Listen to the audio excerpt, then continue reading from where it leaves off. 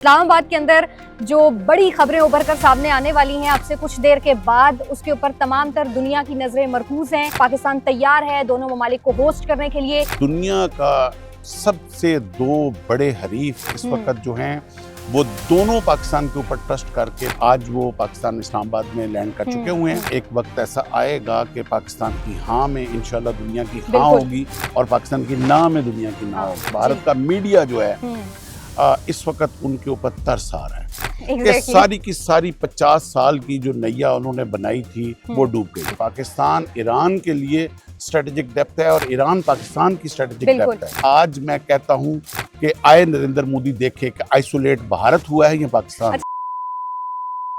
दुनिया जो कभी सोच भी नहीं सकती थी खित्ता वो इस वक्त देख रहा है। और कहाँ देख रहा है जनाब?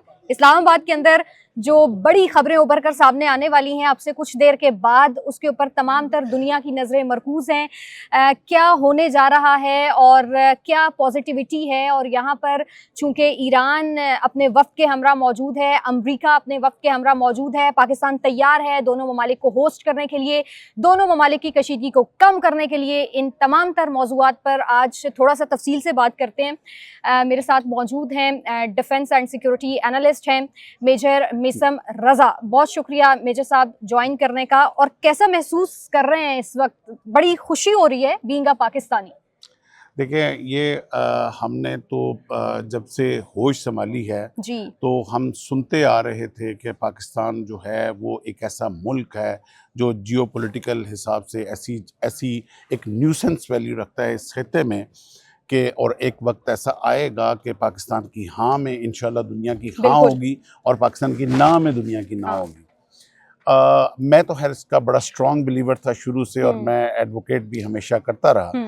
और आज we are so lucky, me you and everybody, कि ये चीज़ हम अपनी आंखों के सामने होते देख रहे हुए हैं कि दुनिया का सबसे दो बड़े हरीफ इस वक्त जो हैं वो दोनों पाकिस्तान के ऊपर ट्रस्ट करके, पाकिस्तान के जो सजाई हुई सेज है उसके ऊपर ट्रस्ट करके, इत्मीनान करके, भरोसा करके आज वो पाकिस्तान इस्लामाबाद में लैंड कर चुके हुए हैं।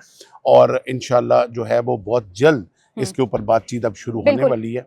अच्छा मेजर साहब, आपने जिक्र किया कि यकीनी तौर के ऊपर ये ट्रस्ट ही था जो दोनों ममालिक को आज एक टेबल के ऊपर लेकर आ रहे हैं। ईरान के स्टिल महसूस यूं होता है कभी कभी कि ट्रस्ट इश्यूज हैं, आज उनको किस हद तक टैकल करने जा रहा है पाकिस्तान? देखें, ईरान जो है वो शुरू से ईरान स्ट्रेटजिकली पाकिस्तान के साथ डे वन से अलाइंड है जी। ईरान वो मुल्क है जिसने सबसे पहले पाकिस्तान की आज़ादी के बाद पाकिस्तान को एक्सेप्ट किया as a sovereign country. Iran ने हमेशा 1965 वॉर ले, 1971 वॉर ले, हर मुश्किल वक्त में ईरान ने as a neighbour, as a Muslim brother हमारे साथ खड़ा रहा है।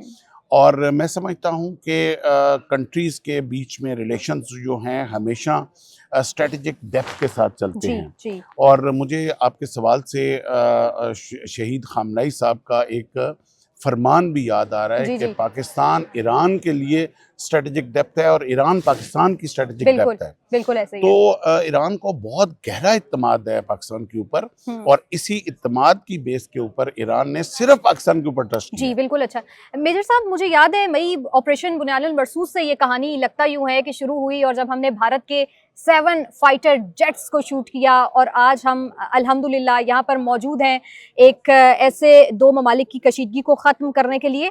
भारत कैसा महसूस कर रहा होगा?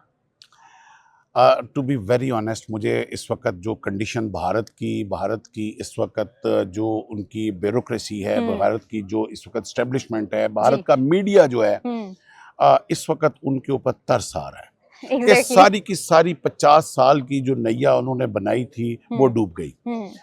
40 साल पहले इनके स्ट्रेटेजिस्ट ने प्लान किया था पाकिस्तान को दुनिया से आइसोलेट करने के लिए और trillions of dollar they have spended to isolate Pakistan. क्या पाकिस्तान के अंदर फिरकावारियत, पाकिस्तान के अंदर लिसानियत, पाकिस्तान की क्रिकेट को तबाह करने वाले, श्रीलंका की टीम के ऊपर हमला कर इन्होंने पाकिस्तान को आइसोलेट करने के लिए क्या कसर नहीं छोड़ी। मगर मेरा रब है, होता वही है जो वो चाहता है। आज मैं कहता हूँ कि आए नरेंद्र मोदी देखे कि आइसोलेट भारत हुआ है या पाकिस्तान। अच्छा, वही भारत जिसने पाकिस्तान को दीवार से लगाने की कोशिश की थी, आज खुद दीवार से लगा हुआ है और महसूस यूं होता है कि भारत के तिलों में बिल्कुल भी तेल इस वक्त मौजूद नहीं है।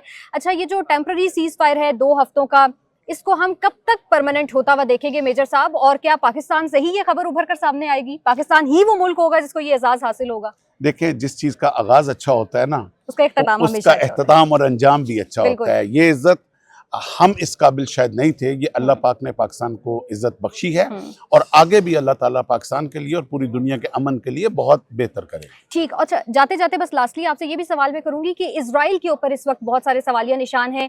जब से ये सीज फायर हुआ हमने देखा भी कि उसकी कुछ खिलाफ वर्जियां भी हुई।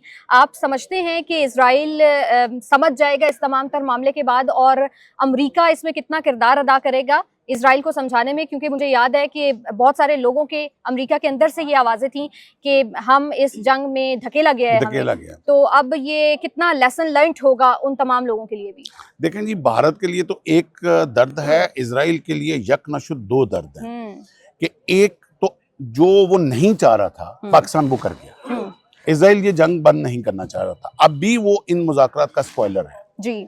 एक तो पाकिस्तान सीज फायर करा गया और दूसरा उसका दर्द कुलंज ये है कि ये अब टॉक पाकिस्तान के अंदर हो रही है। इजराइल मैं नेतन्याहू साहब का वो इंटरव्यू जो जंग शुरू होने के दूसरे दिन आया था कि 40 साल मैंने ड्रीम की थी इस जंग को लगाने के लिए और ये दिन देखने के लिए, मगर पाकिस्तान ने 40 दिन नहीं लगाए कि उसकी 40 साल की ड्रीम को खत्म करके चलता बनाए। बिल्कुल ऐसे ही तो इजराइल स्पॉइलर है, इजराइल स्पॉइल करने की कोशिश करेगा, बट होगा वही जो मेरे रब की ज़ात चाहेगी, प्लान उसी का चलेगा और पाकिस्तान को चुन लिया गया इस प्लान के लिए। इंशाल्लाह। बहुत शुक्रिया मेजर साहब आपका, आप लोगों को अपडेट्स देते चले जाएंगे। अपना ख्याल रखिए। अल्लाह हाफिज।